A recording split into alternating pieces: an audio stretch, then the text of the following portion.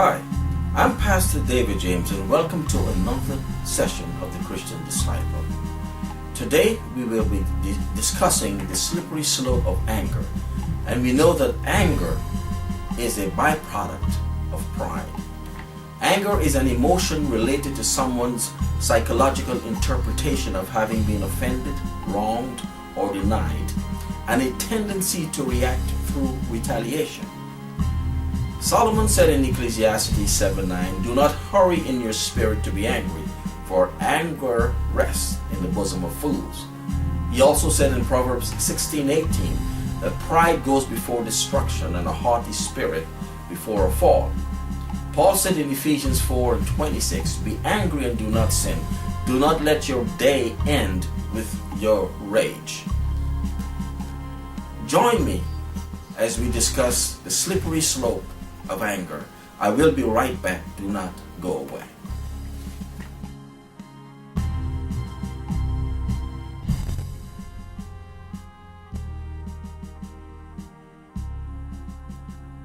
Submitting to anger may lead you to do detestable and horrible things. When your pride is hurt, it causes anger, and anger will tempt you to say or do terrible things. If you do detestable things, you could be breaking the law. If you break the laws of the land, you may have to pay a fine, be placed on probation, and or go to jail or prison. If you go to jail or prison, you may lose your family, your job, and your rightful place in your community and your rights as a citizen of America. And also, you will be supporting the extravagant lifestyles of the lawyers, judges, policemen, prison warden, and the whole criminal justice system will be expanded. If you lose your family, your job, your money, and your rights as a citizen of America, you may never get them back, and the justice system will have gained more secure funding.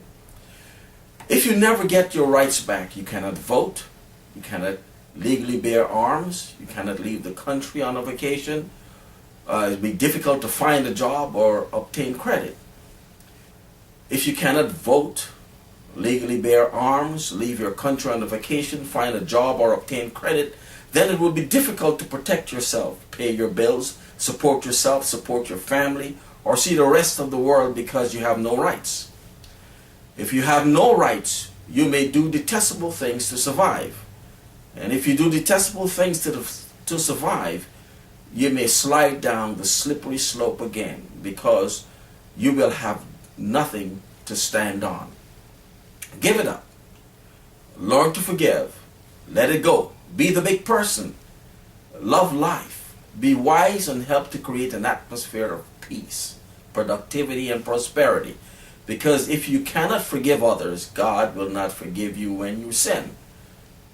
Once you are on that slippery slope, you will have no control over your final outcome. And there is no way to backtrack and climb up that slippery slope. Do not let the devil set you up to be a double loser, here on earth and then in the pit of hell after God's judgment. Paul said in 2 Corinthians 10:4-6, "For the weapons of our warfare are not carnal, but mighty in God for pulling down strongholds, casting down arguments, and everything that exalts itself against the knowledge of God, bringing every thought into captivity to the obedience of Christ, and being ready to punish all disobedience when your obedience is fulfilled." Jesus said in Matthew 5:9, "Blessed are the peacemakers, for they shall be called the sons of God." Let it go. Let the peace of God reign in your heart and learn to forgive, because that is one of the greatest acts of love. God bless you, and see you at the next session.